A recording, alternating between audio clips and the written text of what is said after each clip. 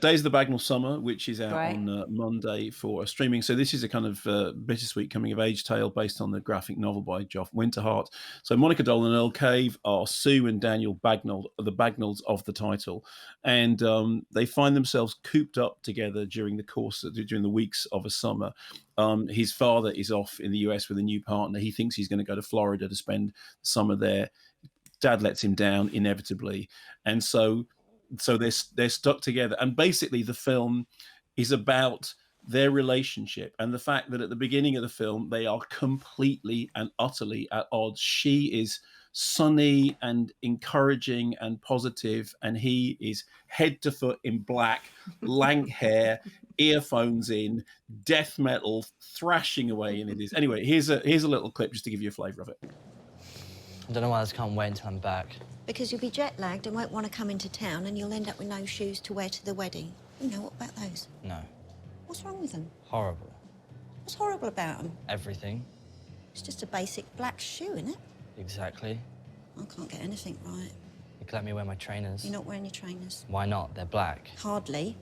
Tippexed all over with that awful morbid rubbish. It's not rubbish. It's Metallica. It's not appropriate for a wedding. It's poetry. People read poems at weddings. Why don't I get some new trainers then?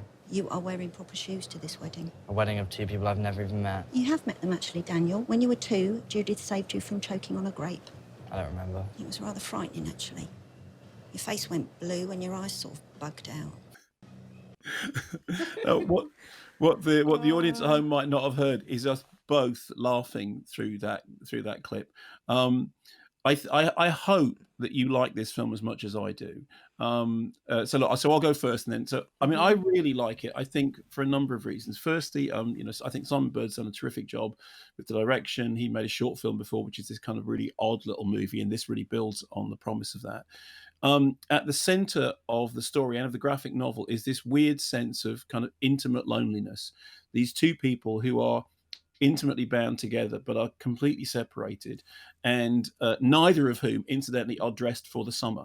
I mean, he's head to foot in black, she's in woolen jumpers. They both look like they're on the wrong planet. We were talking about The Man Who Fell to Earth earlier on. They both look like they've fallen to earth. They shouldn't be in a place which has got sunshine. And what I really like about the film is that it develops that relationship. It's very funny. I mean, there are loads and loads of laugh out loud moments. There's a whole subplot about him trying to join a local band, which has got a really, really laugh out loud silent comedy moment payoff when he meets them, which I just thought was great. But I think that that they're both really good performers, and there's a strong supporting cast as well. Tamsin Greig and Alice Lowe and Rob Brydon as the smarmy history teacher who asks Sue out on a date. She's a librarian, and he the way he does it, she says, "Oh, you'd like to take this book out?" He says, "I'd like to take something else out as well." And it's like you feel your skin kind of crawling off your body as he does it, and then she says to him, "Are you so surprised that anyone would want to go out with me?" And he says, "Yes." And so there's all this kind of. I watched this here with my teenage son, and we both really enjoyed it. And there was one moment at which my son literally said, "Stop being horrible to your mum." And what's great about the film, I think, is that during the course, inevitably during the course of the movie, there is a thawing in the relationship. That's how the story arc would work. But as that starts to happen, it doesn't feel contrived. It doesn't feel unearned. It doesn't feel sentimental. It's done with such a kind of deadpan grace that I think it manages. This sounds really soppy, but I've seen it a couple of times now as well. It really won me over. I really felt like I wanted them to find common ground, and I wanted them to move closer. And as the film kind of allowed them to do that, I sort of feel myself heaving a sigh of relief. And it's also worth saying that the film isn't set in lockdown, but it's about two people whose holiday is cancelled effectively, and they are stuck together. And please tell me that you liked it. I loved it. Oh, I great, saw great. it. Okay, good. Okay. I saw it at the Glasgow Film Festival, and I did a podcast record with Simon and Stuart from Bell and Sebastian because they did the music for it. Yeah. And that, I think, as well, is such a clever part of the film. You mentioned about him being into metal, and there's these brilliant tiny moments where you hear 4 seconds of a death metal track, and as the he's cycling along. the impact that it has, though, and on a physical level, whilst you're watching the film, is brilliant and so powerful. And then that contrasted with that kind of, kind of beautiful kind of melodicness of Belle and Sebastian, I think works perfectly. And the whole kind of, the Earl is just, I think he's such a talented actor, and it feels so effortless with him as well. And the pair of them, him and Monica together, I think it's magical to watch. I wish it was a series of films almost, kind of them in different situations that they're forced in together to try and navigate their way through, because it's something I would love to watch more of. Worth saying that the screenplay is by Lisa Owens, and it's really well adapted screenplay, because it's not a plot heavy film.